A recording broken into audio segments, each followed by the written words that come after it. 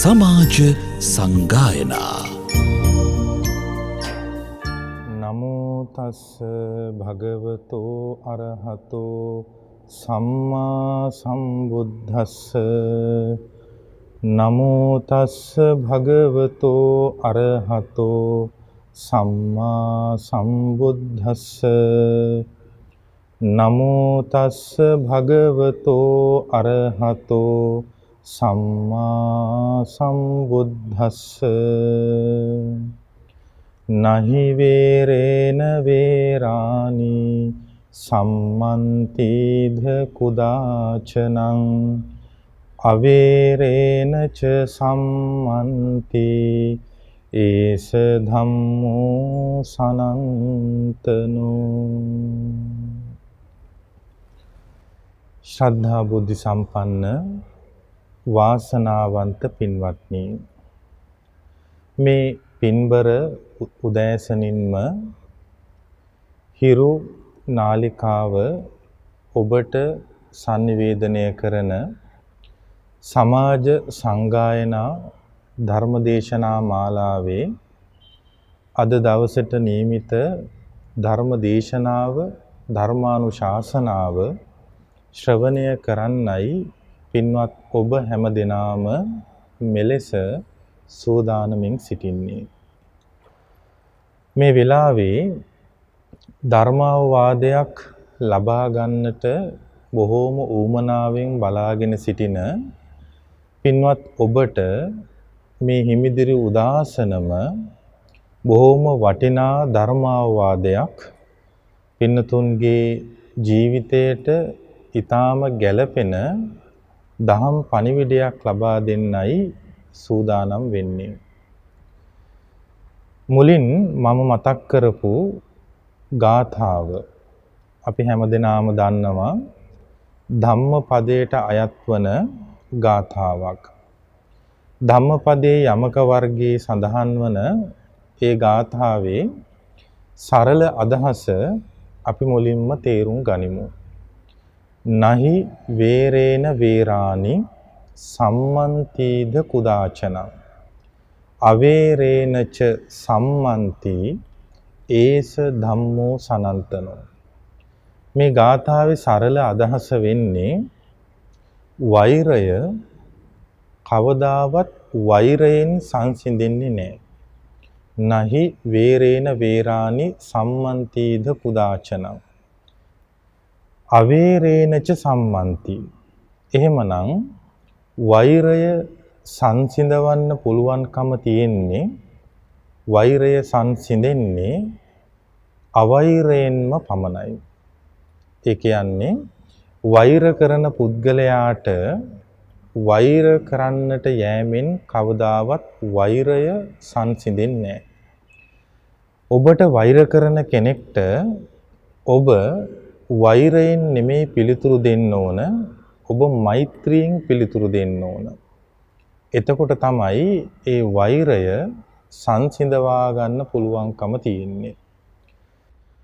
සාමාන්‍යයෙන් අපි හැම දිනාටම තරහ යන ස්වභාවය තිබෙනවා.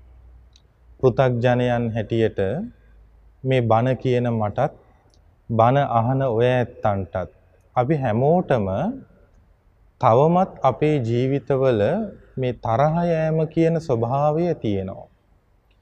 හැබැයි අද මම මේ දේශනාව තුළින් ඔය ඇත්තන්ගේ අවධානය යොමු කරවන්නට බලාපොරොත්තු වෙන්නේ ඒ තරහ යෑමේ ස්වභාවය, එහෙම නැත්නම් තරහව පාලනය කරගන්න පුළුවන් ක්‍රමවේදයක් සම්බන්ධව බුදුරජාණන් වහන්සේ දේශනා කරපු ධර්මකාරණා කීපයකුත් මුල් කරගෙන පැහැදිලි කිරීමක් කරන්න.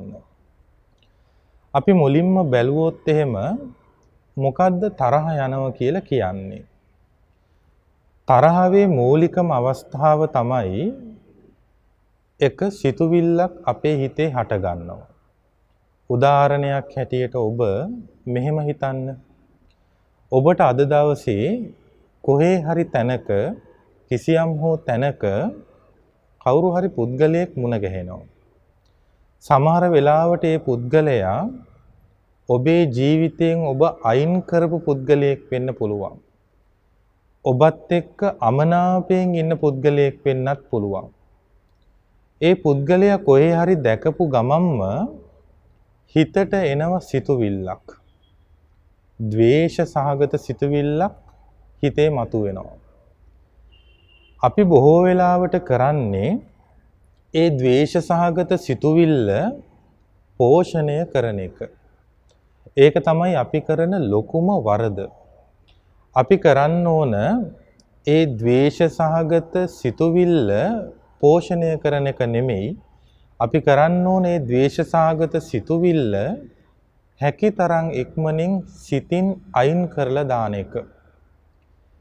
අපි කොහොම හරි ඔය හිතට ආපු ද්වේෂ සහගත සිතුවිල්ල හිතේ තියාගෙන ඒ ගැනම කල්පනා කරමින් ඒ පිළිබඳවම අවධානය දක්වමින් අවධානය යොමු කරමින් ඒ මොහොත ටිකෙන් ටික අර ද්වේෂ සහගත සිතුවිල්ලත් එක්ක ජීවත් වෙනකොට ඒ එක සිතුවිල්ලෙන් තවත් ද්වේෂ සහගත සිතුවිල්ලක් හට ගන්නවා.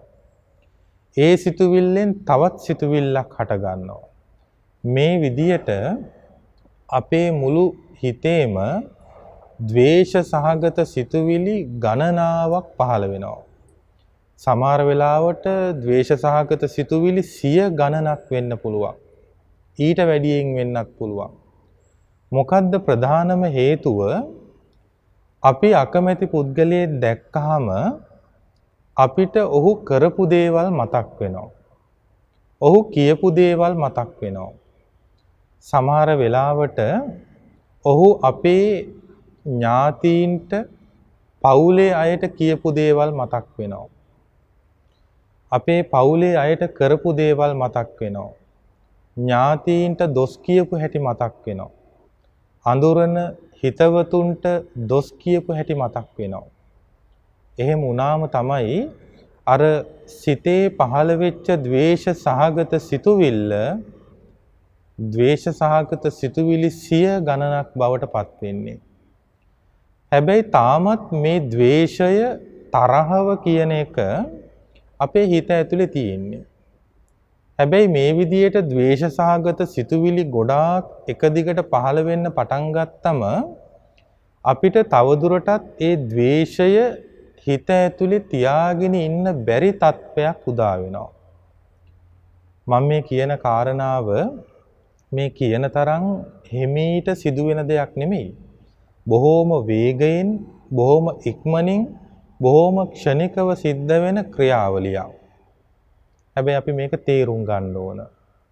එතකොට අර ද්වේෂය සිතේ හංගගෙන ඉන්න බැරි වුණාම ඊළඟ පියවර මොකද්ද? ඔබට කේන්ති ගියා කියන එක සමාජයට පේන්න පටන් ගන්නවා. සමහර වෙලාවට ඇස් රතු වෙනවා, මුහුණ රතු වෙනවා, දහඩිය දානවා, අතපය වෙවුලන්න පටන් ගන්නවා. එහෙම වුණාම සමාජයට පේනවා ඔබට කේන්ති ගිහිල්ලයි තියෙන්නේ.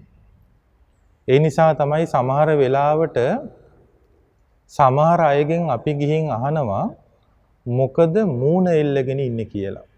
ඇයි අපි එහෙම අහන්නේ? අපිට තේරෙනවා ඔවුන්ගේ හිත ඇතුලේ යම් කිසි දෙයක් ක්‍රියාත්මක වෙනවා. තරහව. එහෙම තරහව සිතේ ක්‍රියාත්මක වෙද්දි තමයි ඔහුගේ මූණෙන් පවා අපිට අමුතු විදියක් පේන්නේ. ඔන්න ඕක තමයි දෙවෙනි පියවර. එළියට පේන්න පටන් ගන්නවා මට ඔබට තරහ ගියපු බව. තවදුරටත් මම ඕක ওই විදියට හිතේ හංගගෙන හැබැයි මේ වෙනකොටත් බාහිර සමාජයට පේනවා ඔබට කේන්ති ගිහින් කියලා. නමුත් ඒක තවදුරටත් සංගවාගෙන ඉන්න උත්සාහ කළාට ඊළඟට තුන්වෙනි පියවර හැටියට මොකද වෙන්නේ? ඒ හිත ඇතුලේ තියෙන තරහව අපි එළියට දානවා. කොහොමද අපි එළියට දාන්නේ? එක්කෝ අපි මේ තරහකාරී සිතුවිලි, ද්වේෂසහගත සිතුවිලි කයෙන් එළියට දානවා. එහෙම නැත්නම් වචනයෙන් එළියට දානවා. කයෙන් එළියට දාන්නේ කොහොමද? අපි ඒ පුද්ගලයාට ගිහිල්ලා ගහනවා, පහර දෙනවා. වචනයෙන් එළියට දාන්නේ කොහොමද? අපි ඒ පුද්ගලයාට ගිහින් දෝෂාරෝපණය කරනවා, බනිනවා, අපහාස කරනවා. ওই විදියට හිතේ හටගත්තු ඊ타ම සියුම් සිතුවිල්ලක් දැන් ටිකෙන් ටික වර්ධනය වෙලා. දැන් මම මේ පුද්ගලයාට ගිහිල්ලා පහර දුන්නම, මං මේ පුද්ගලයාට ගිහිල්ලා බැන්නම ඒ පුද්ගලයාටත් ඒක දැනෙනවා. මොහු මට පහර දුන්නා. මොහු මට බැන්නා. දැන් අපේ පහර දීමට ලක් වෙච්ච, එහෙම නැත්නම් අපේ දෝෂාරෝපණයට ලක් වෙච්ච පුද්ගලයා නිකන් ඉන්නවද? නෑ.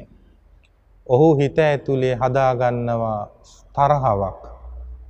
දැන් ඒ පුද්ගලයාත් අපිත් එක්ක තරහෙන් ඉන්නේ. දැන් ඒ දෙන්න අතරම ද්වේෂය හටගෙන තියෙන්නේ. එහි ප්‍රතිඵලයක් හැටියට තමයි වෛරය කියන තැනට අපිපත් වෙන්නේ. වෛරය කියන්නේ මොකද්ද? වෛරය කියන්නේ මට කවුරු හරි පහර දුන්නොත්, මට කවුරු හරි බැන්නොත්, මමත් ඒ වෙලාවෙම ගහනවා, ඒ වෙලාවම බනිනවා. ඒක තමයි තරහව කියන්නේ. හැබැයි වෛරය කියන එක ඊට වඩා හාත්පසින්ම වෙනස්. වෛරය පුරුදු කරන පුද්ගලයා ඒ දේවල් හිතේ තියාගෙන ඉන්නවා. ඇයි හිතේ තියාගෙන ඉන්නේ? පලි ගන්න අවස්ථාවක් ලැබෙනකම්. සමහර වෙලාවට මාස ගාණක් බලාගෙන ඉන්නවා පලි ගන්න අවස්ථාවක් එනකම්. සමහර වෙලාවට අවුරුදු ගාණක් බලාගෙන ඉන්නවා පලි ගන්න අවස්ථාවක් එනකම්. සමහර වෙලාවට මුළු ජීවිත කාලයම බලාගෙන ඉන්නවා පලි ගන්න අවස්ථාවක් එනකම්. ඒ චේතනාවෙම මරණයටපත් වුණාම ඒ වෛරය ඔහු ඊළඟ ආත්මයටත් ගෙනියනවා. එහෙමනම් මේ වෛරය කියලා කියන්නේ සංසාරයටම බලපාන බරපතල කර්මයක්.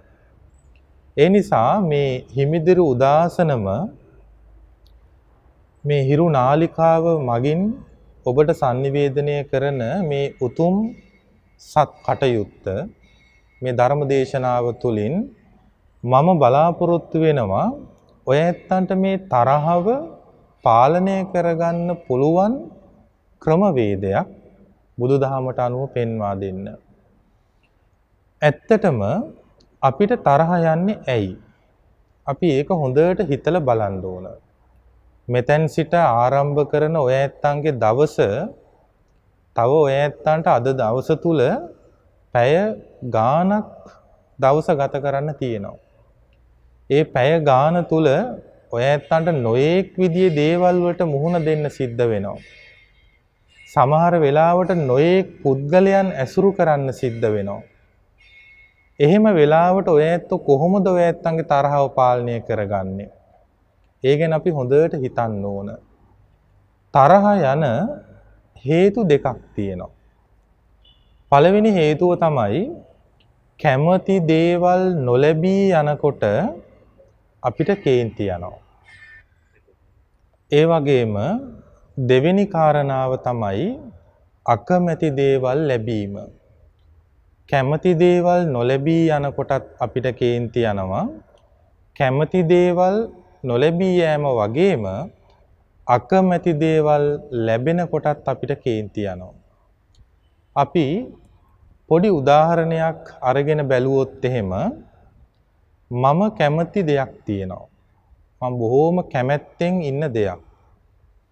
ඒ දේ මට ලබා ගන්න නොදී වෙන කෙනෙක් ඒ දේ ලබා ගත්තොත් මට ඒ පුද්ගලයාත් එක්ක ලොකු කේන්තියක් ඇති වෙනවා.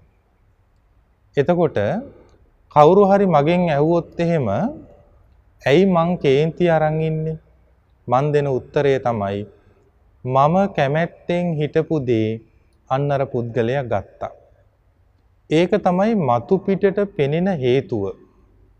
හැබැයි හොඳට ගැඹුරින් බැලුවොත් එහෙම ඇත්තටම මට කේන්ති යන්න හේතුව තමයි කැමැත්තෙන් හිටපු දේ නොලැබී යාම. කැමති දේවල් නොලැබීම. ඊළඟට මම අකමැති දෙයක් තමයි බැනුම් අහන එක. කවුරු හරි මට බනිනවා නම් මට කේන්ති යනවා. කවුරු හරි මගෙන් ඇහුවොත් එහෙම ඇයි ඔබට කේන්ති ගිහින් තියෙන්නේ? මං දෙන උත්තරේ තමයි මට බැනපු නිසායි මං කේන්ති අරන් ඉන්නේ. හැබැයි හොඳට තව ටිකක් ගැඹුරින් අපි හිතලා බැලුවොත් එහෙම ඇත්තටම මට කේන්ති ගියේ අකමැති දෙයක් ලැබුණු නිසා. මේ විදියට මේ වෙලාවෙන් මේ මොහොතෙන් ආරම්භෙන මුළු දවස පුරාම ඔයත්තන්ට කැමති දේවල් නොලැබී යන්න පුළුවන්. ඒ වගේම අකමැති දේවල් ලැබෙන්න පුළුවන්. ඒ හැම අවස්ථාවකදීම කේන්තිය පාලනය කරගෙන ඒ මොහොත ගත කරන්න පුළුවන් නම් ඇත්තටම අද දවසට විතරක් නෙමෙයි ඔය ඇත්තෝ මේ දහම තුල දිනන පිරිසක් බවට පත් වෙනවා. බුදුරජාණන් වහන්සේ සූත්‍ර දේශනාවන් තුල පෙන්වා දෙනවා කොහොමද අපි මේ తත්වය පාලනය කරගන්නේ. උන්වහන්සේ බොහොම ලස්සනට පැහැදිලි කරනවා ක්‍රමවේද පහක්. මේ වෙලාවේ මේ ධර්මාවවාදය ශ්‍රවණය කරමින් ඉන්න ඔය ඇත්තෝ මෙන්න මේ ක්‍රමවේද පහ හොඳට හිතේ තියාගෙන අද දවස පුරාවටම මේ ක්‍රමවේද තුලින් ඔය ඇත්තන්ගේ තරහව පාලනය කරගන්න උත්සාහ කරන්නට ඕනේ. පළවෙනි කාරණාව තමයි මෛත්‍රිය. මෛත්‍රිය ගැන ඔය ඇත්තන්ට ලොකු විස්තරයක් කරන්න අවශ්‍ය වෙන්නේ නැහැ. මොකද බෞද්ධයන් හැටියට මේ වගේ නිතර ධර්මාවවාදයන් ශ්‍රවණය කරන ඔබට මෛත්‍රිය ගැන හොඳ දැනුමක් ඇති. ඒ වුණාට අපි කෙටියෙන් ඒ ගැන දැනගත්තොත් එහෙම මෛත්‍රිය කියලා කියන්නේ මිත්‍රත්වය. මුලින්ම අපි මිත්‍ර වෙන්න ඕනේ මාත් එක්කමයි. මුලින්ම Taman මිත්‍ර වෙන්න ඕන Taman එක්ක. එහෙමනම් මුලින්ම මෛත්‍රිය දියුණු කරගන්න ඕනේ තමා වෙතටමයි, තමා තුලමයි. ඒකට හේතුව තමයි Tamanට මිත්‍ර වෙච්ච පුද්ගලයා එහෙම නැත්නම් තමා තුල හොඳට මෛත්‍රිය දියුණු කරන පුද්ගලයා කවදාවත් Tamanගේ ජීවිතයට එහෙම නැත්නම් Tamanගේ මේ සිතට බාධාවක් වන කිසිම දෙයක් ගැන හිතන්නේ යන්නේ. බාධාවක් වන කිසිම පුද්ගලයෙක් සමග ගැටෙන්න යන්නේ නැහැ. ඒ නිසා මුලින්ම තමා තුළ හොඳට මෛත්‍රිය දියුණු කරගන්න. තමා තුළ මෛත්‍රිය දියුණු කර ගැනීමෙන් අනතුරුව මුළු ලෝක වාසීන්ටම සියලු සත්වයන්ටම ඔය ඇත්තෝ හොඳට මෛත්‍රිය වඩන්න. මෛත්‍රිය පතුරවන්න. මෛත්‍රිය පැතිරවීමේදී එක්වරම Tamanට හිතවත් අයට මෛත්‍රී වඩන්න යන්න එපා. ඒ වගේම තමාට අමනාප පුද්ගලයන්ට එක්වරම මෛත්‍රී වඩන්න යන්නත් එපා. පොදුවේ සියලු සත්වයන්ට මුලින්ම මෛත්‍රිය වඩන්න. එහෙම මෛත්‍රිය වඩලා හිත තුල හොඳට මෛත්‍රිය තැම්පත් වුණාම දියුණු වෙන්න පටන් ගන්නකොට ඔය ඇත්තෝ අනිකුත් සියලුම සත්වයන්ට මෛත්‍රිය වඩන්න. එහෙමනම් පළවෙනි කාරණාව තමයි ඔය ඇත්තන්ගේ සිත්වල අද දවසේ කොයි වෙලාවක හරි තරහවක්, ද්වේෂ සහගත සිතවිල්ලක් පහළ වෙනවනම් ඔය ඇත්තෝ පුළුවන් තරම් ඉක්මනින් මෙන්න මේ අවවාදයේ හිතට ගන්න හොඳට මෛත්‍රිය පුරුදු කරන්න. ඒක තමයි පළවෙනි කාරණාව.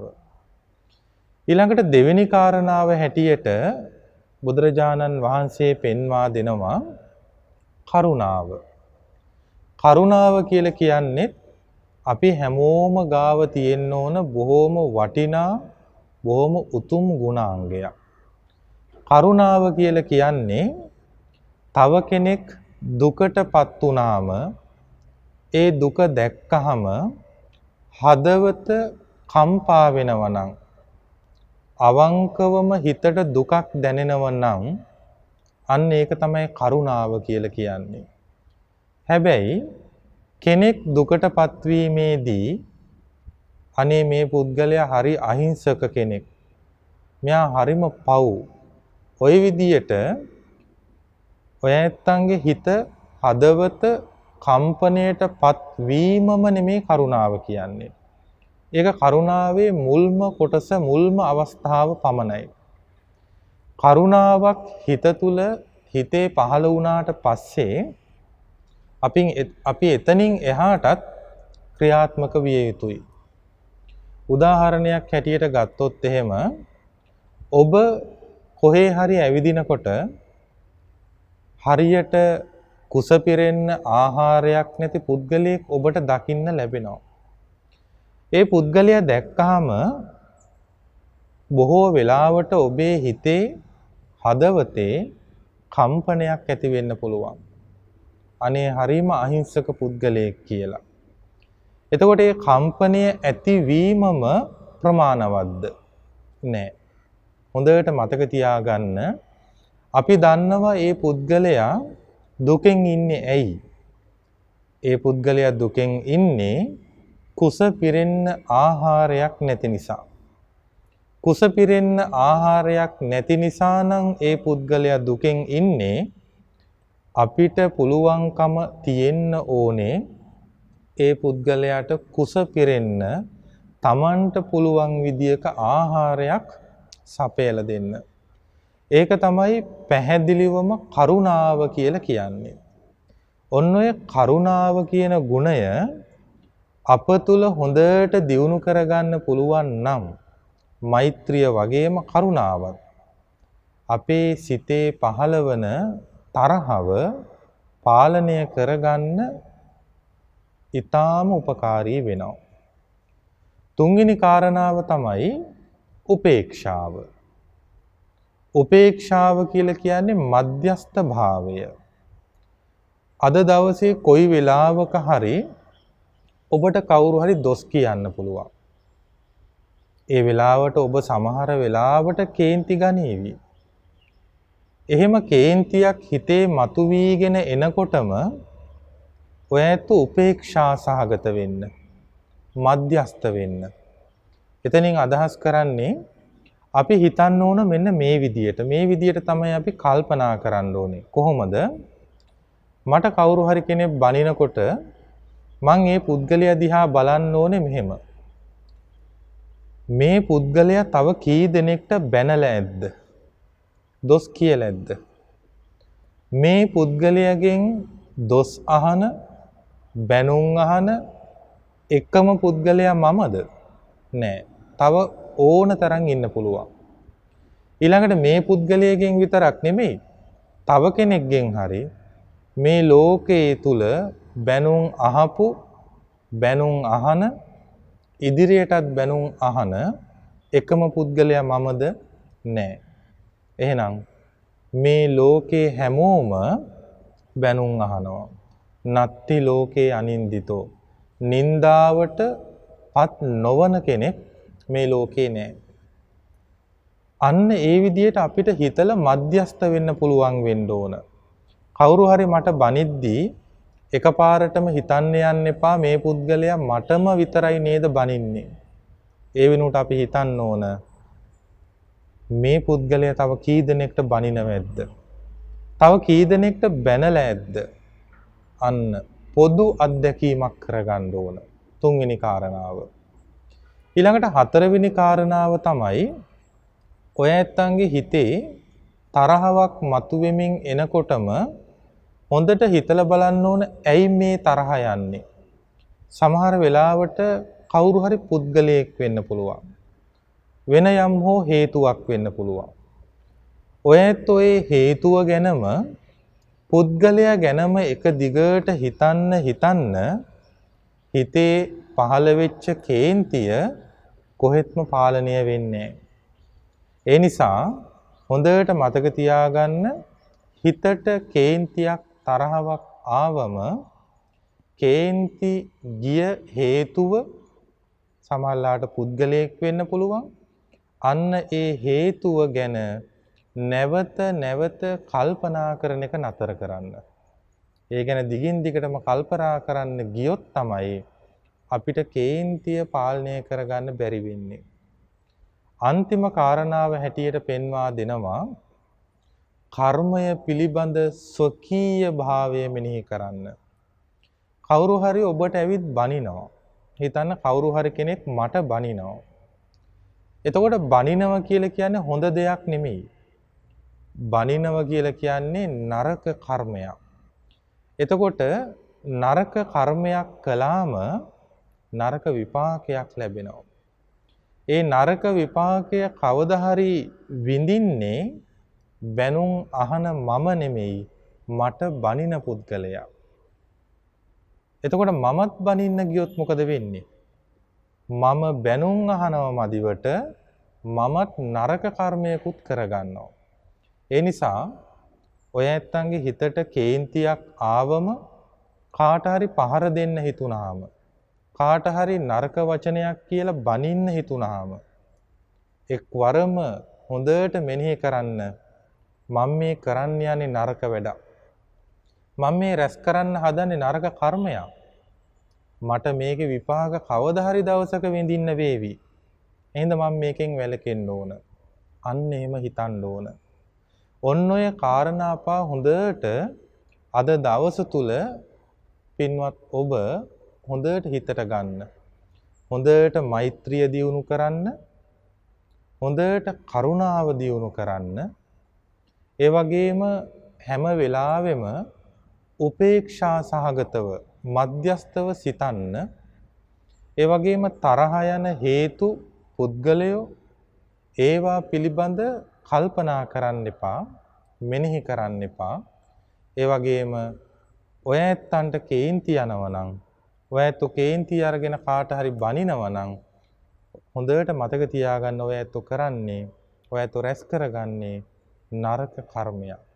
ඉතින් ඔය ගැන හොඳට හිතලා මෙතෙන් සිට ආරම්භ කරන අද දවස කේන්ති ගන්නේ නැතුව තරහව පාලනය කරගෙන සමාජය තුල ඔබට මුණ ගැහෙන හැම දෙනා එක්කම බොහෝම සුහදශීලීව හොඳට කතා බහ කරමින් හොඳට සහයෝගයෙන් වැඩ කටයුතු කරමින් ඒ අන්‍යෝන්‍ය සුහදතාවයත් ගොඩ නැගෙන විදියට අද දවස ගත කරන්න උත්සාහ කරන්න.